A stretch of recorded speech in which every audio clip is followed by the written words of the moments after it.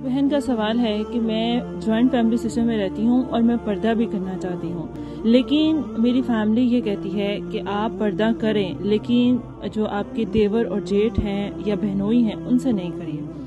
تو دیکھیں، دیور کے بارے میں تو بہت کلیئر کٹ صحیح احادیث موجود ہیں کہ رسول اللہ صلی اللہ علیہ وسلم نے فرمایا کہ دیور تو تمہارے لیے ایک موت ہے۔ اور دیکھیں، اللہ سبحانہ تعالیٰ نے سورہ نور میں ایک لسٹ بتائی آیت نمبر 31 میں کہ یہ تمہارے محرم ہیں اور یہ لسٹ غیر محرم کی ہے۔ تو ہاؤ از اٹ پاسبل کہ جو آپ کا دیور ہے جس سے آپ کا نکاح ہو سکتا ہے وہ آپ کے لیے کیسے محرم بن سکتا ہے؟ تو جب آپ کو محرم کی لسٹ ہی نہیں پتا تو آپ کبھی بھی یہ سمجھ نہیں سکیں کہ آپ ان سے پردہ کریں گی یا نہیں۔ جو بھی یہ کہتا ہے وہ صرف اور صرف غلط کہتا ہے، وہ اللہ کے احکامات کو جھٹلا رہا ہے۔